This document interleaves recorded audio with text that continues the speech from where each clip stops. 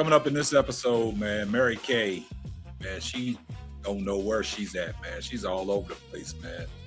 When it comes between these quarterbacks, Shedeur Sanders, Deshaun Watson. Mary Kay is almost like, man, she don't know what side she wants to be on, man. She's doing a lot of flip-flopping.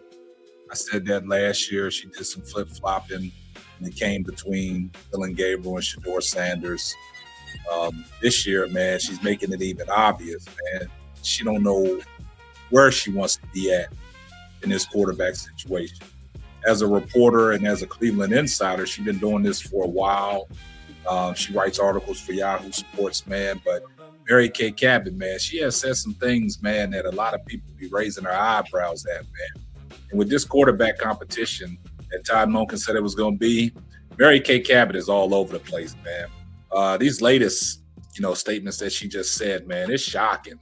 It's a shocking revelation that what she said about Shedeur Sanders is kind of mind-blowing. But we're going to talk about it coming up right after this. It's go time. Stand up. Simply ball dropping. Let go. Can't stop the man behind the mic, bring you the heat. The hottest podcast on these YouTube streets. Breaking all down as you already know. Sit back, relaxing and enjoy the show. Covering all the topics and the breaking news from the WNBA, NBA. Whatever we choose, NFL topics, we bring no receipts. Giving you facts over your feelings, even if you disagree. Can't stop the man behind the mic.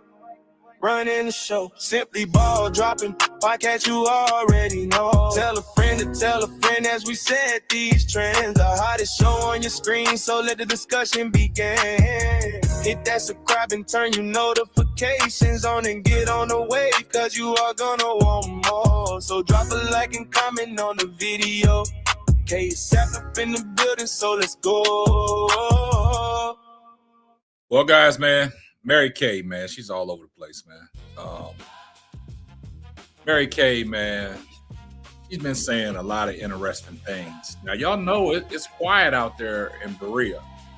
I mean, no news is good news, but Mary Kay seems like she wants to stay relevant, man. She wants to stay in the news, man. We got about 3.5 weeks until training camp for the Cleveland Browns, and Mary Kay Cabot is still talking about this quarterback competition. And now she has taken a different approach because there were some questions asked to her on the Ken Carman and Anthony Lima show this morning about who is the face of the Cleveland Browns.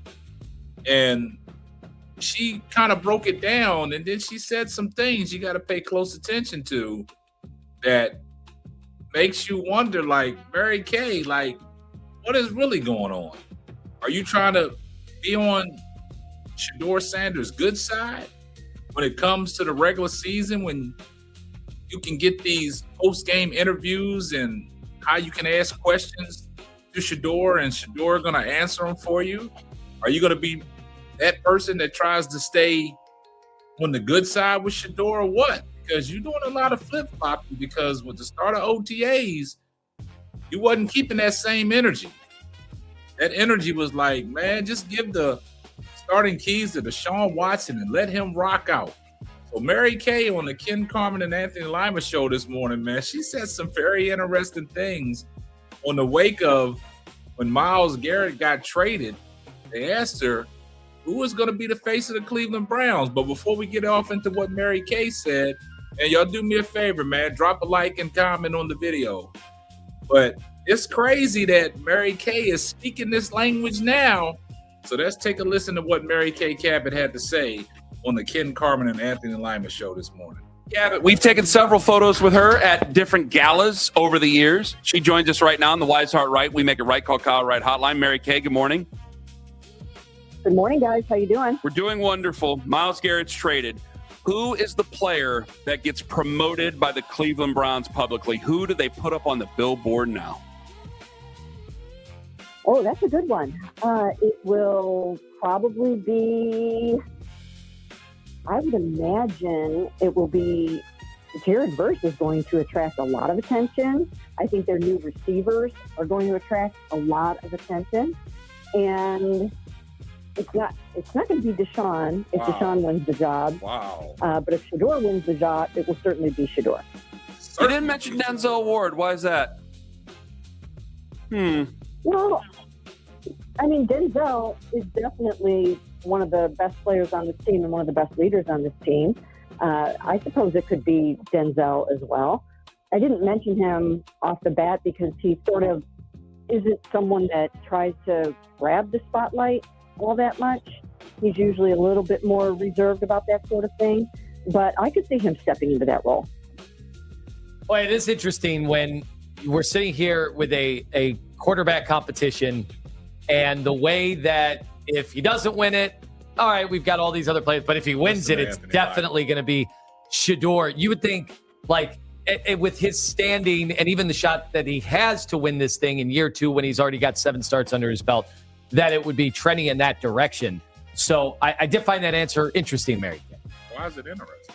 Well, I just think if he wins the job, that the Browns would take full advantage of his marketability and his branding and what he brings from that standpoint.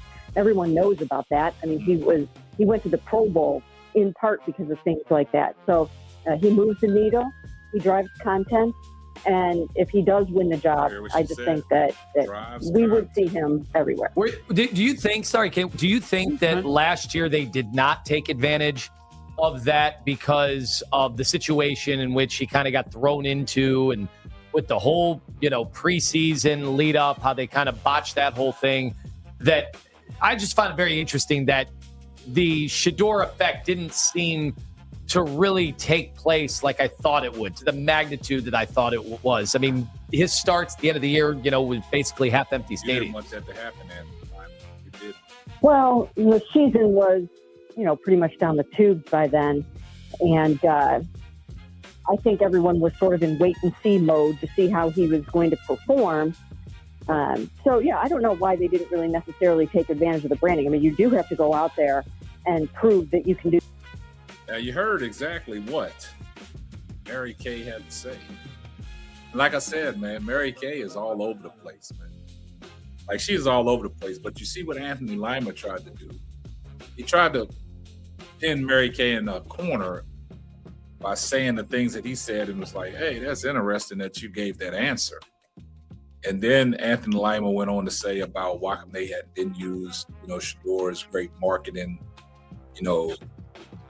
strategy to promote him even more.